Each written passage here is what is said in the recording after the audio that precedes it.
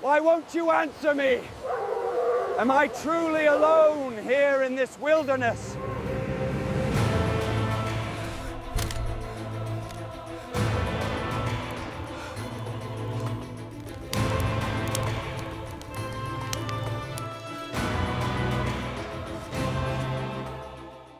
Send deliverance, or let the waves take me now. What if I told you that the most famous novel about human resilience is based on a lie that we have taken at face value for centuries? The story of Robinson Crusoe seems to us to be a romantic myth about the victory of civilization over wild nature. But the reality was much more frightening, dirty, and hopeless. The real hero of this drama had no loyal servant named Friday, did not rescue princesses, and did not build cozy farms with neat fences. Alexander Selkirk, a Scottish rebel and privateer, found himself in an icy hell where his only companion was his own madness. He voluntarily stepped into the abyss of loneliness, escaping the catastrophe that seemed inevitable to him aboard the cursed ship. His story is a chronicle of the disintegration of personality and painful rebirth, which Daniel Defoe chose to keep silent about for the sake of a beautiful fairy tale. 4 years and 4 months of absolute silence turned the hot-tempered sailor into a creature that could hardly be called human. Watch the video to the end, and you will learn how one forgotten detail in the navigation charts turned salvation into a deadly trap.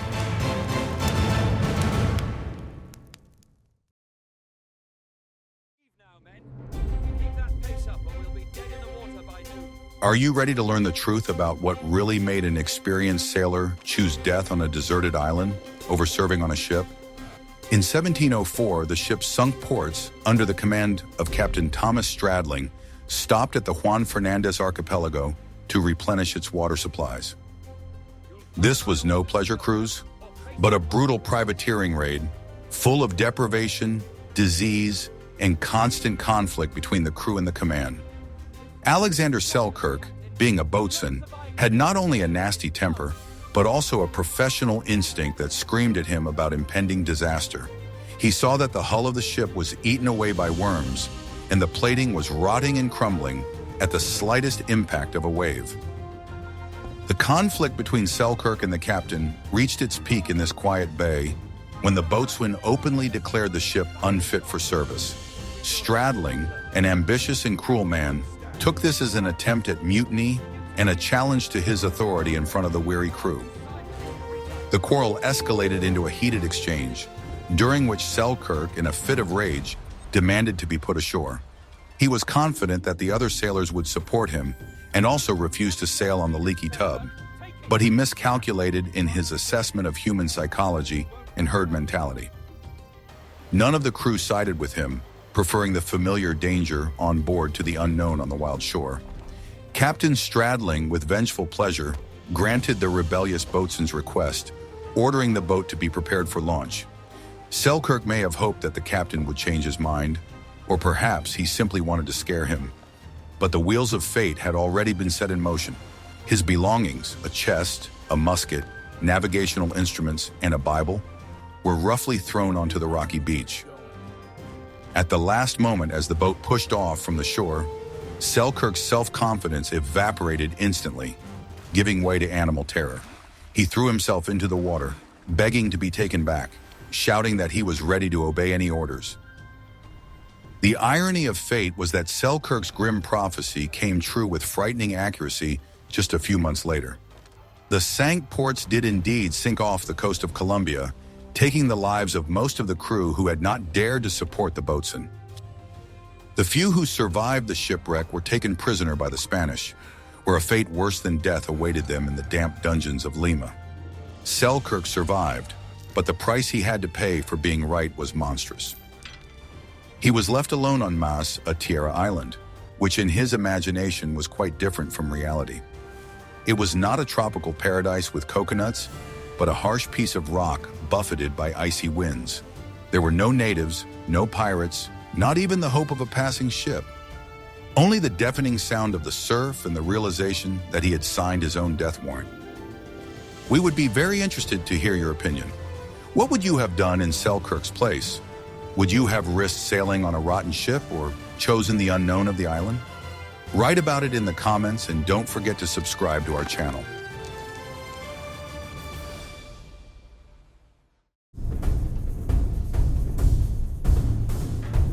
What if I told you that the island that became a prison for our hero was the perfect machine for killing an unprepared person?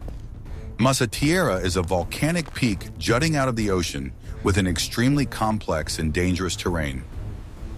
The coastline was a narrow strip of rocks, beyond which began sheer cliffs and dense, impenetrable thickets. The climate here was far from Caribbean idle, frequent rains, piercing winds, and cold nights. Selkirk spent his first weeks on the shore, staring at the horizon until his eyes hurt, hoping to see a sail. He was afraid to venture deep into the jungle, fearing unknown predators and strange sounds coming from the thicket. His diet consisted of shellfish, which he gathered in shallow water, and sea lion meat. But now it was mating season, and huge, aggressive animals had taken over the beach, making it deadly dangerous to stay there. Sea lions weighing hundreds of kilograms roared day and night, fighting fierce battles for territory. Selkirk was forced to retreat deeper into the island, overcoming his fear of the unknown forest. This forced relocation was the first step towards his adaptation. Although he perceived it as exile, he found a small cave that became his first shelter from the rain and wind. The island was infested with rats that had come here from previous ships and multiplied in incredible numbers. At night, they attacked the sleeping sailor, biting his fingers and nose, preventing him from closing his eyes. It was a real torture of sleep deprivation, which quickly undermined his sanity and will. Selkirk woke up in a cold sweat, fighting off invisible enemies, and felt madness rising in his throat. The island's vegetation was unique. Huge ferns and cabbage trees grew here. The terrain was cut by deep gorges and ravines hidden under thick foliage. One wrong step could lead to a fall from a height and a broken bone, which in conditions of solitude meant a slow and painful death. Fresh water was available, but it had to be reached through thorny bushes. Selkirk learned to read the island, memorizing trails and dangerous places. He began to understand that the shore was a place of death, and life was only possible on the peaks and in the valleys. It was a cruel lesson, with nature itself as the examiner, unforgiving of mistakes. He was just a speck of dust on this piece of land lost in the endless ocean. Are you ready to find out what sound nearly drove him mad in the first few months?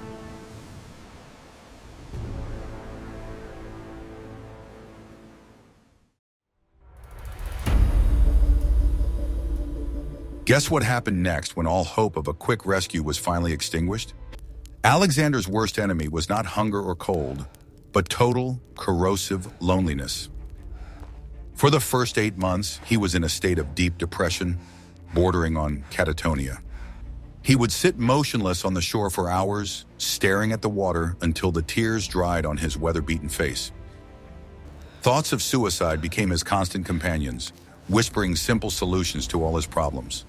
A musket with gunpowder lay nearby, and the temptation to pull the trigger was incredibly strong. Only his deep religiousness, instilled in him by his strict Scottish upbringing, kept him from doing so.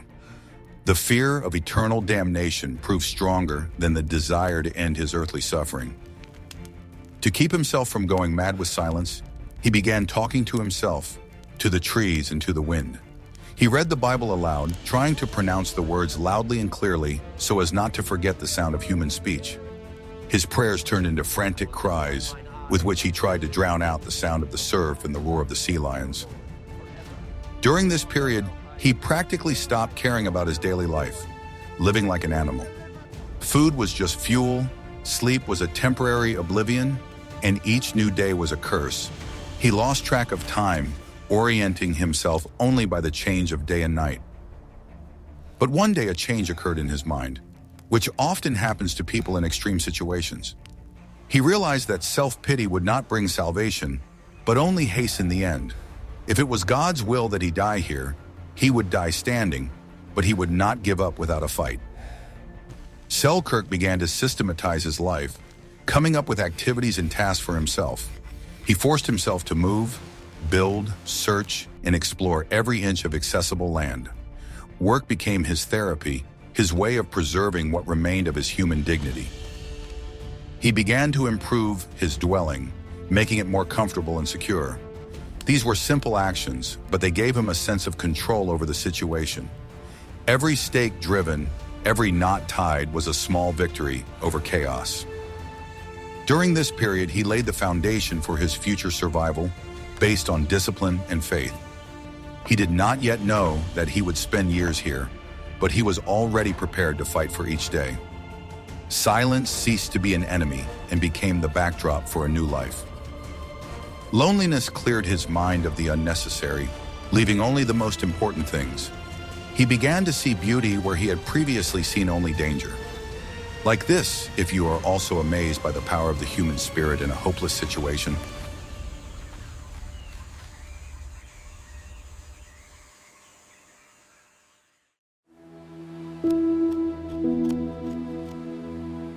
Want to know a secret that will change your perception of fire making?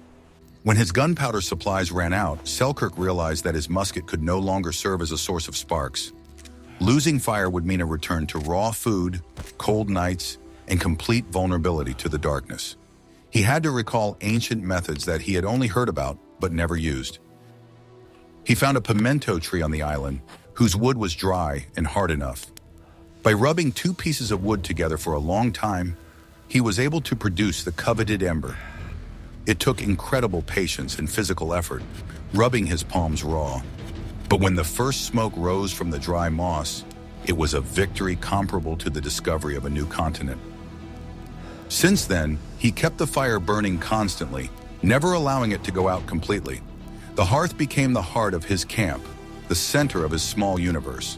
He learned to use different types of wood for different purposes, one for bright light, another for long smoldering and warmth. But fire was needed not only for warmth, but also for cooking and working with materials. Selkirk used old barrel hoops found on the shore to make knives for himself. He heated the metal on the coals and forged it with stones, giving it the desired shape and sharpness. It was a primitive forge, where a cobblestone served as a hammer and a rocky ledge as an anvil. Sharpening was done on rough stones, requiring hours of monotonous work.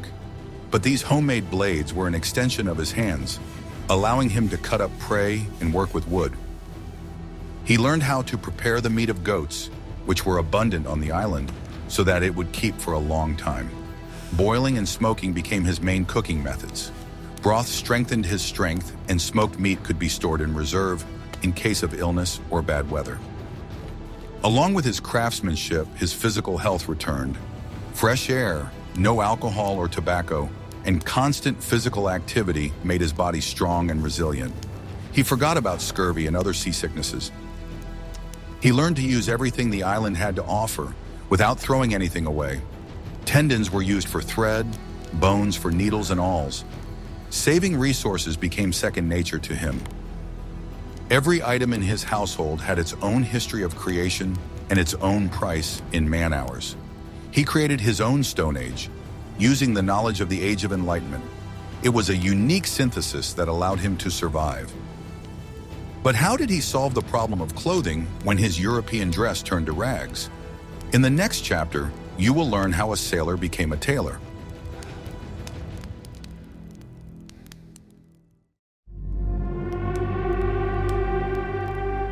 Selkirk understood that in order to survive, he needed a reliable home, not just a temporary shelter in a cave. He chose a spot on high ground with a good view of the ocean, but which was sheltered from the wind. Here he built 2 huts out of pimento wood, covering them with long grass and leaves.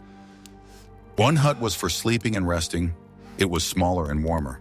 He used the second as a kitchen and workshop where he cut up his catch and prepared food. Separating the areas was an important sanitary decision that saved him from flies and the smell of decay.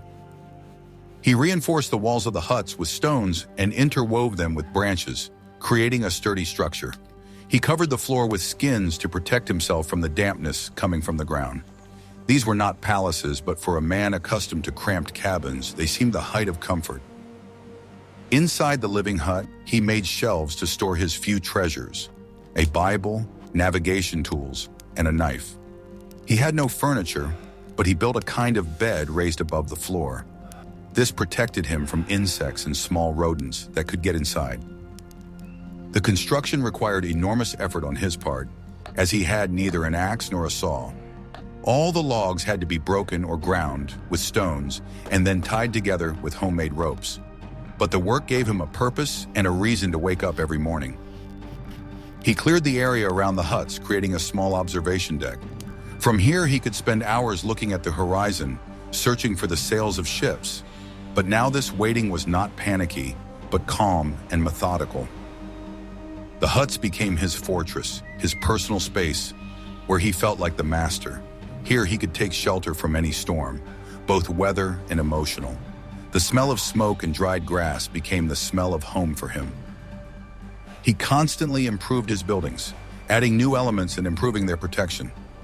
It was a never-ending process of repair and modernization. The house grew and changed along with its inhabitant. It was here in these simple huts that he found the peace he could not find in the noisy world of people. He was the king of his little kingdom, even if it consisted of only 2 huts. This construction proved to him that he was capable of creating, not just destroying.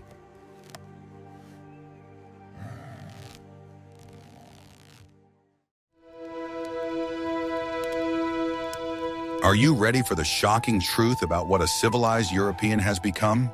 The clothes Selkirk wore when he landed on the island very soon became completely unusable.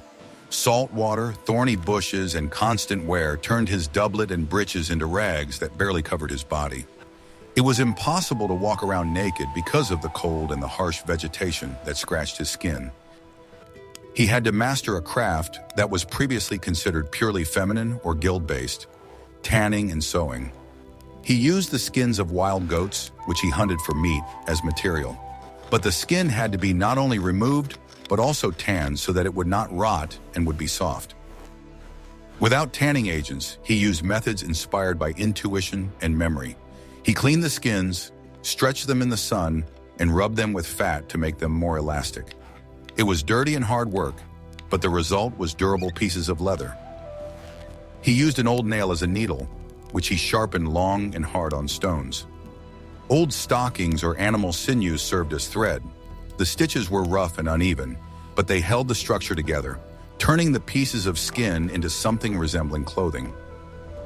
He sewed himself a jacket, pants, and a hat, which looked frightening but provided excellent protection from the weather.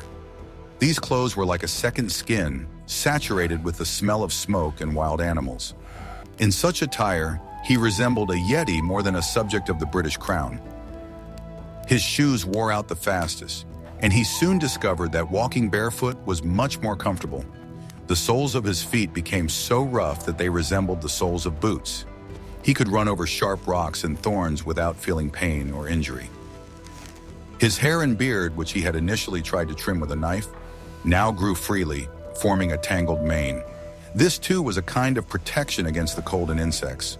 Outwardly, he had completely merged with the wild nature of the island. But beneath this animalistic shell, there was still a man who remembered propriety. He tried to keep his clothes as clean as possible. It was a matter of self-respect, not aesthetics. The transformation of his appearance reflected internal changes. He shed the trappings of civilization, leaving only functionality and practicality. He became part of the ecosystem, a predator and a craftsman in one. But even as he became the perfect survivor, he nearly died because of his own carelessness. In the next chapter, you will learn how the pursuit of prey led him to the brink of destruction.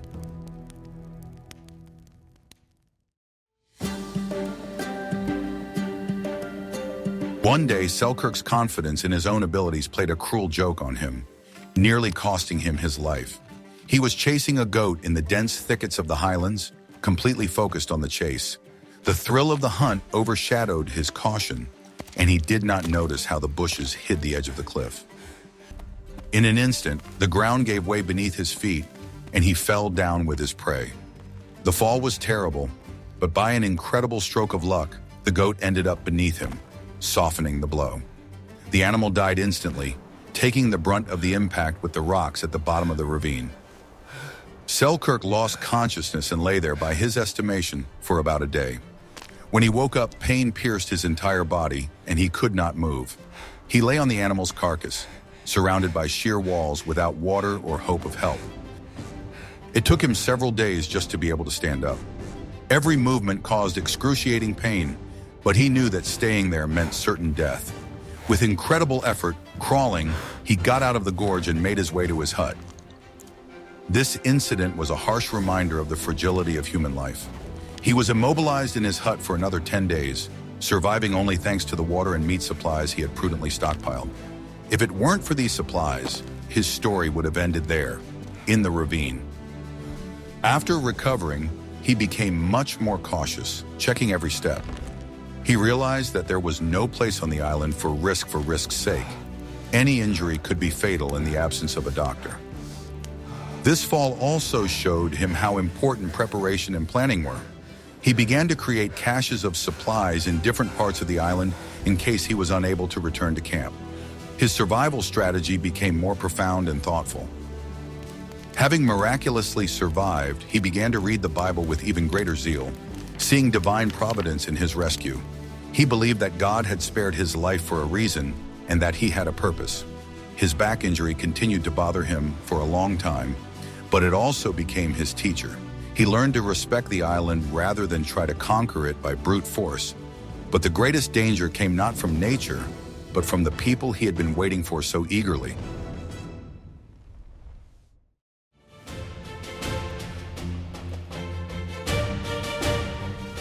The paradox of the situation was that the ship Selkirk so longed to see could bring him death.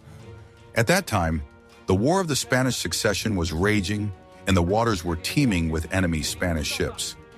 To them, the English privateer was a criminal deserving of hanging or hard labor. One day he saw sails, but as he got closer, he realized they were Spanish. He hid, but a landing party came ashore and noticed his tracks, and then him. A manhunt began, with his life as the prize. Selkirk, who knew the island like the back of his hand, rushed into the forest. The Spaniards fired at him, bullets knocking branches above his head. He ran faster than ever, using his endurance and calloused feet. He climbed a huge, dense tree and hid in its crown, blending in with the foliage. His pursuers came right up to the foot of the tree. They stopped to rest, talked, and even relieved themselves right under the spot where the fugitive was hanging. It was the moment of truth. One careless movement, a drop of sweat, or a crackling branch would give him away. Selkirk held his breath, praying silently and clutching his knife. He was ready to jump on his enemies if they discovered him and sell his life dearly. The Spaniards, after searching around below and finding no trace of him, decided to return to the ship. They did not dare to venture deeper into the thicket, fearing ambushes and the unknown. Selkirk heard their voices receding, but did not come down for several more hours. This incident showed him that solitude was better than captivity. He realized that civilization could be more dangerous than the wild. Now he looked at every sail with suspicion, carefully studying the flag. He became even more secretive, camouflaging his dwelling and trails. The island became his ally, sheltering him from his enemies. He learned to be invisible. This game of cat and mouse became the most vivid and frightening adventure of all his years. It confirmed that his physical fitness and knowledge of the terrain surpassed the abilities of ordinary sailors. He realized that he had become part of this island, its guardian spirit, who could not be easily caught.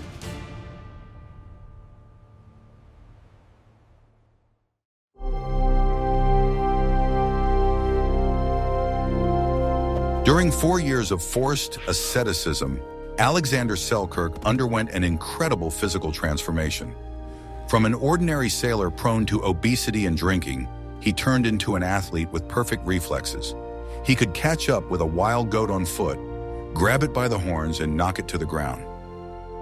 His body became sinewy and incredibly strong, adapted to constant movement over rough terrain. His eyesight and hearing were sharpened to the limit, allowing him to notice the slightest changes in his surroundings. He could sense a change in the weather long before the first clouds appeared. But the changes also affected his psyche. He found an inner balance he had never known before. His rage and rebelliousness gave way to calm contemplation and acceptance of his fate.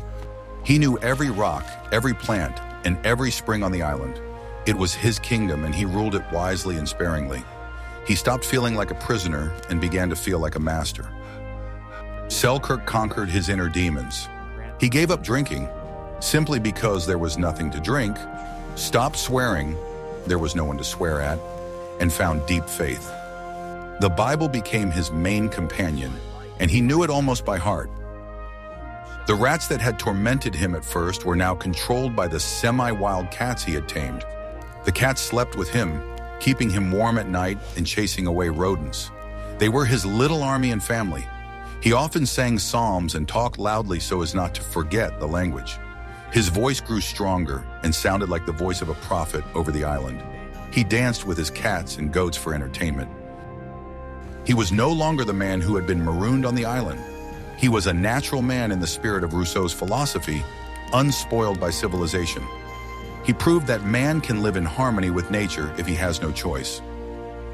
But deep down, he still longed for people, for his native Scotland. This longing was quiet but constant, and then ships flying the English flag appeared on the horizon.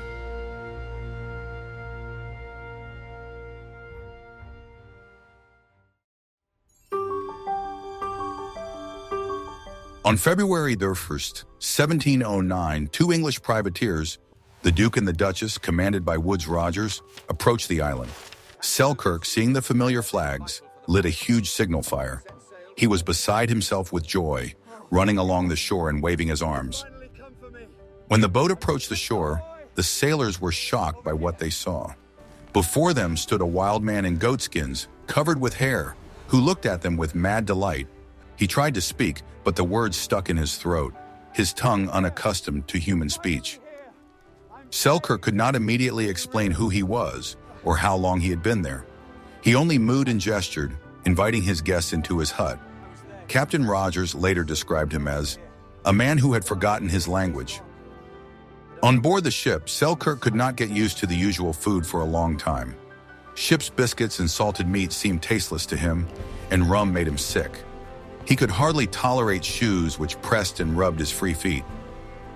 The most surprising thing was that William Dampier, the very man who had been on Stradling's expedition and knew Selkirk, served as navigator on Rogers' ship. Dampier confirmed the identity of the savage and gave him the best recommendation, calling him an excellent sailor. Selkirk was immediately appointed assistant captain. His survival skills and knowledge of medicine, he cured many sailors of scurvy with fresh meat and greens, proved invaluable. He became part of the crew again, but now he was held in high esteem. His strength and agility amazed even seasoned pirates. However, his return to civilization did not bring him the happiness he had dreamed of. The noise, dirt, intrigue, and alcohol of London streets quickly disappointed him. He often said that he was closer to God and happier on the island than in the crowd of people. Selkirk became a celebrity. His story was printed in newspapers, and he was talked about in salons. But he felt like a stranger.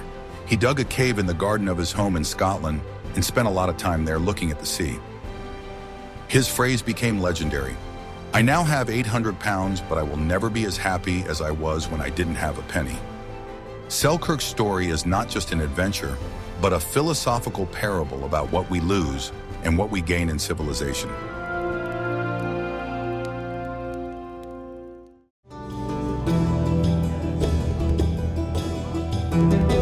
The story of Alexander Selkirk proves that the human spirit is indestructible as long as there is faith and purpose.